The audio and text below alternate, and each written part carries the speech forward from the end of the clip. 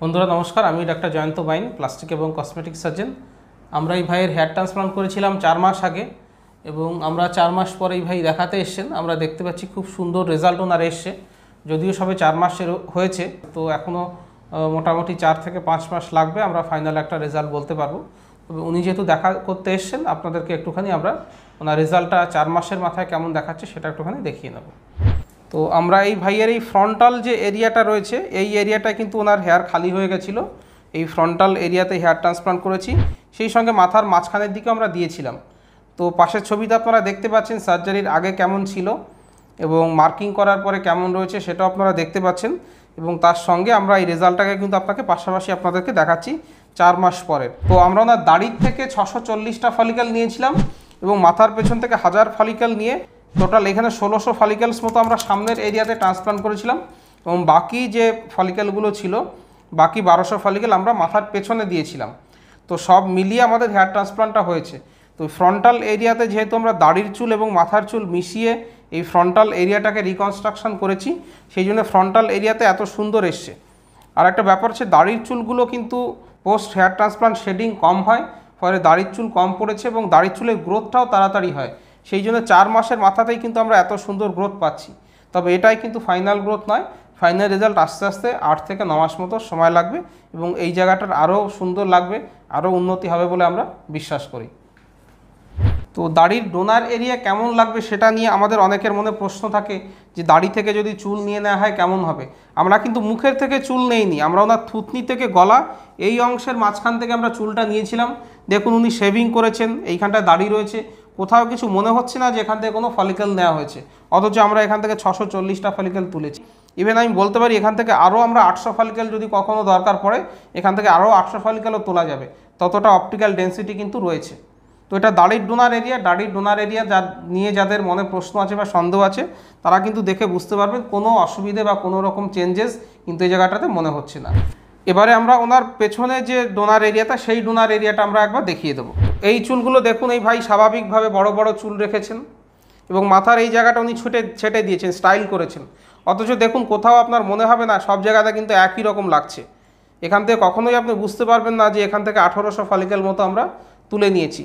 পুরো জায়গাটা একই রকম লাগছে এবং স্টিচলেক টেকনিকে করা হয়েছে, কোনো সেলাইয়ের দাগ নেই, কোনো মার্কিং নেই, কোনো স্কার মার্ক নেই।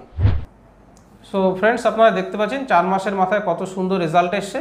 যদিও আরও ভালো রেজাল্ট হবে, রেজাল্টটা আরও প্রস্ফুটিত হবে, মোটামুটি 8 থেকে 9 মাস লেগে যায় ফাইনাল রেজাল্ট আসতে।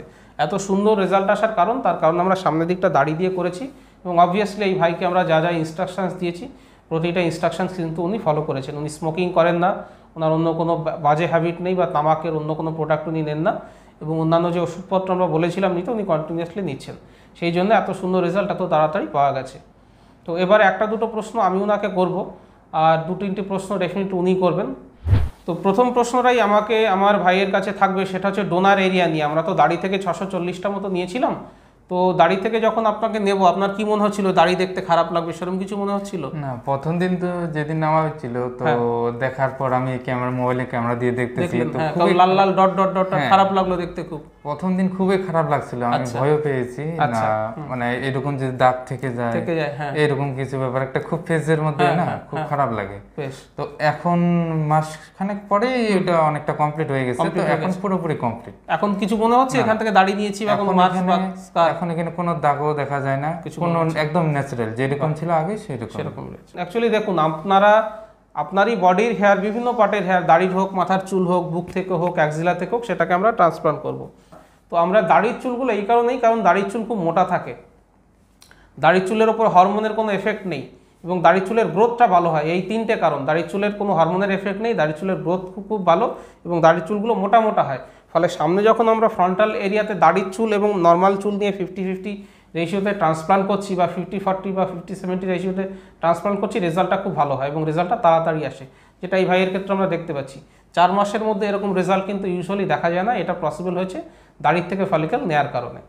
আচ্ছা, আর ভাই মাথার পেছনে যে এরিয়া থেকে নিলাম সেই জায়গাটা কিছু মনে হচ্ছে চুলের ডেনসিটি কমেছে বা আপনি তো ছোট করে ছেঁটেছেন, কিছু মনে হচ্ছে? ছোট করার পরও আমি দেখছি, ফলো করেছি, কিন্তু সেরকম কিছু মনে হয়নি। তো এটা হচ্ছে ডোনার এরিয়া নিয়ে অনেকের কনফিউশন থাকে এবং অনেকেরই প্রশ্ন থাকে, স্যার দাড়ির থেকে কেন নিচ্ছেন, অন্যরা তো মাথার পেছন থেকে নেয়। আমরা কিন্তু দাড়ির থেকে নিই এই কারণে, কারণ রেজাল্টটা ভালো আপনাকে আসবে। আপনারই চুল, আপনারই দাড়ির চুল, দাড়িতে না গজিয়ে এখানটাতে গজাবে। এবং সবগুলো তো নেওয়া হয় না, দাড়িতে প্রচুর হেয়ার ফলিকেল থাকে এবং দাড়ি দুটো এরিয়ার দাড়ি হয়, একটা হচ্ছে মুখের দাড়ি, এই ভাই যেমন চাপ দাড়ি রেখেছেন, আর একটা হচ্ছে গলার দাড়ি। আমরা গলার এই যে থুতনি থেকে গলা এই অংশটা থেকে নিই। তবে ডেফিনেটলি আপনার মনে যদি কনফিউশন থাকে তাহলে ডেফিনেটলি আমরা কখনোই দাড়ি থেকে নেব না। এটা একটা আলোচনার বিষয় বা আলোচনা সাপেক্ষ জিনিস। এখানে আপনার পরামর্শটা এবং ডাক্তারবাবু বা আমার নিজের মতামত দুটোর উপরে ভিত্তি করে কিন্তু সিদ্ধান্ত নেওয়া হবে। তো আপনারা দেখলেন দাড়ির চুল দিয়ে, মাথার চুল দিয়ে আমরা টোটাল ওনাকে 2800 ফলিকেল ট্রান্সপ্লান্ট করেছিলাম। তো এবারে আমরা এই ভাইয়ের কাছ থেকে একটা দুটো প্রশ্ন নিয়ে নেব। যে প্রশ্ন নেওয়ার আগে আর একটা দুটো প্রশ্ন কি ভাই, সার্জারির পরে ব্যথা কতটা হয়েছিল, বা বাড়িতে তো চলে গেলেন, গিয়ে কোনো অসুবিধে বা মুখ ফুলে যাওয়া এরকম কোনো অসুবিধা? সার্জারি পরে সেরকম ব্যথা বলতে কোনো হয় নাই। আর আমি এর আগে শুনেছি অনেকজনের মুখ ফুলে নাকি, আমার ক্ষেত্রে সেটা হয় নাই। আচ্ছা আচ্ছা। তো সার্জারির পরে দুটো ইস্যুস থাকে, আপনাদের প্রত্যেকের মনে থাকবে। একটা হচ্ছে ব্যথা কতটা হবে। ব্যথা কিন্তু যেটুকু হয় সহ্য করা যায়, 1-2 দিন হালকা ব্যথা মুখের নিচে বা মাথার পেছনে বা যেখানে ট্রান্সপ্লান্ট করেছি, 3টে জায়গা তো হয়, যেখান থেকে ডোনার এরিয়া এবং রিসিপিয়েন্ট এরিয়া হালকা ব্যথা থাকতে পারে। সেই ব্যথাটা কিন্তু ওষুধপত্র আমরা দিয়ে দিই, অ্যান্টিবায়োটিক থাকে, ব্যথার ওষুধ থাকে, 5 দিনের বেশি নেওয়ার দরকার পড়ে না। আর একটা যেটা ইস্যু সেটা হচ্ছে চোখ মুখটা ফুলে যাওয়া, যখন বিশেষ করে এই এনাকে আমরা বলেছিলাম যে আপনার হতে পারে, কারণ ওনার মেইনলি আমরা অ্যান্টিরিয়র হেয়ার লাইনটাকে রিকনস্ট্রাকশন করেছি এবং অ্যান্টিরিয়র হেয়ার লাইন থেকে ওনার চোখের দূরত্ব মুখের পাতা জাস্ট 4 আঙুলি মাত্র রাখা রয়েছে। অনেক ক্ষেত্রে টক্সিক ফ্লুইড যেটা হয় নিচের দিকে নেমে এসে 3 দিনের পরে থেকে, করার ইমিডিয়েটলি পরের দিন না, 2 থেকে 3 দিন পরে হালকা মুখে বা চোখে সোয়েলিং আসতে পারে, কারো কারো ক্ষেত্রে আসে।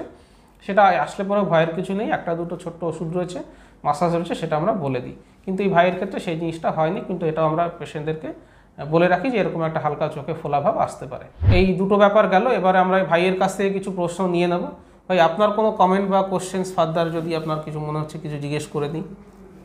আমার আগে মনে হয়েছিল যে হেয়ার ট্রান্সপ্লান্ট করার একটা ভয় ছিল আর কি প্রথমত। আচ্ছা আচ্ছা। তো এখন হেয়ার ট্রান্সপ্লান্ট করার পর অনেকটা স্যাটিসফাই লাগতেছে। আচ্ছা, খুবই ভালো লাগতেছে। যখন আগে এইটা জায়গাটা সম্পূর্ণ ফাঁকা ছিল না, একটা আনকমফোর্টেবল ফিল হয়েছিল, আর এখন ওই ফিলটা হয় না।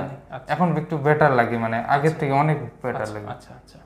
তো অ্যাকচুয়ালি হেয়ার ট্রান্সপ্লান্ট সার্জারিটা ভাই উনি করেছেন, ওটা একটা confidence building surgery. Actually hair transplant তো কোনো জীবনদায়ী সার্জারি নয় যে ধরুন কারো অ্যাক্সিডেন্ট হয়েছে, তার পা ভেঙে গেছে, পাটাকে করতে হবে, ঠিক করতে হবে, বা কারো গলব্লাডার স্টোন হয়েছে, সেটা করতেই হবে, এরকম কোনো সার্জারি। এটা একটা কসমেটিক সার্জারি। ওনার যেমন বয়স 25-এর কাছাকাছি, তাই তো, ওনার বয়স 25-এর কাছাকাছি, কিন্তু সামনের দিক খালি হয়ে গেছে, মুখে মাস্ক পরলে পরে মনে হচ্ছে বয়স যেন 30, 32, 35। ওনাকে লোকে দাদা না বলে কাকু বলছেন। এটা মানসিক শক লাগে, শুনলে হাস্যকর মনে হলো। যার চুল পড়ে গেছে সেই কিন্তু একমাত্র এই চুল পড়ে যাওয়ার দুঃখটা সে বুঝতে পারে যে আমার বন্ধুদের চুল এত রয়েছে অথচ আমার চুল পড়ে গেছে। আর এটা বলবো, হেয়ার ট্রান্সপ্লান্ট সার্জারি যখন করবেন তখন দেখে নেবেন যে আপনি কোথায় সার্জারিটা করছেন। সেই সার্জারিটা একটা রেজিস্টার্ড হসপিটাল বা ক্লিনিক বা ডে কেয়ার সার্জারি সেন্টার কিনা, গভর্নমেন্টের প্রপার রেগুলেশনসগুলো রয়েছে কিনা, তাদের নথিপত্র ঠিক রয়েছে কিনা, এবং যিনি করছেন সার্জারিটা বা যার কথা শুনে যাচ্ছেন তিনি ডাক্তার কিনা। তো তিনি অবশ্যই একজন ডাক্তার হবেন এবং প্লাস্টিক সার্জন হলে পরে সব থেকে ভালো। একজন প্লাস্টিক সার্জন যখন সার্জারি করেন বা তার টিম যখন সার্জারি করে, রেজাল্টটা কিন্তু ভালো আসে। কারণ হেয়ারের ফিজিওলজি, হেয়ারের বায়োলজি, কি ওষুধ দিতে হবে, কতটা গ্রাফট করতে হবে, কোথা থেকে কতগুলো নেব, কোন অ্যাঙ্গেলে করব, এগুলোও কিন্তু শেখার জন্য ট্রেনিং লাগে। সেই জিনিসগুলো ডাক্তারবাবু না হলে পরে কিন্তু ম্যানেজ করা বা প্রপার রেজাল্ট দেওয়া কিন্তু খুবই মুশকিল। তো আমি রেগুলারলি বাইন ক্লিনিক কলকাতাতে হেয়ার ট্রান্সপ্লান্ট করি। বিগত কয়েক বছর ধরেই আমরা করে আসছি আমাদের ক্লিনিকে, এবং হেয়ার ট্রান্সপ্লান্টের রেজাল্ট, হেয়ার ট্রান্সপ্লান্টের সার্জারি, হেয়ার ট্রান্সপ্লান্টের technique, FUE technique, FUT technique, দুটো টেকনিকে আমি করে থাকি। হেয়ারগুলোকে কী করে প্রিজার্ভ করা হয়, মাইক্রোস্কোপের গুরুত্ব, এগুলো নিয়ে অনেক ভিডিও আমার দেওয়া রয়েছে। ভিডিওগুলো অল্প অল্প করে দেখবেন, অনেক ইনফরমেশান পেয়ে যাবেন। আর হেয়ার ট্রান্সপ্লান্ট করতে হলে পরে আপনার খালি হয়ে যাওয়ার অংশ, যেখানে চুল বসাতে হবে এবং যেখানে চুল আছে, ফটোগুলো আমাকে পাঠিয়ে দেবেন হোয়াটসঅ্যাপে। নিচে আমার হোয়াটসঅ্যাপ নম্বর দেওয়া আছে, হোয়াটসঅ্যাপ নম্বরে ফটো পাঠিয়ে দিলে আমি দেখে কতগুলো ফলিকেল লাগবে, কীভাবে প্ল্যানিং করব, কত খরচ হবে, সমস্ত ডিটেলস বলে দেবো। ভিডিওটা ভালো লাগলে লাইক করবেন, শেয়ার করবেন, চ্যানেলটাকে সাবস্ক্রাইব করবেন। আর আমরা আশা করব ভাই হয়তো 8 থেকে 12 মাস পরে আরেকবার দেখা করতে আসবেন। উনি অনেক দূরে থাকেন, কলকাতা থেকে দূরে থাকেন, যদি কলকাতায় আসেন দেখা করে যাবেন অবশ্যই। এবং আপনার ফাইনাল রেজাল্ট কেমন হলো সেটাও আমরা আমাদের বন্ধুদের দেখাতে পারবো। ভিডিওটা দেখার জন্য ধন্যবাদ, নমস্কার, থ্যাংক ইউ ভাই।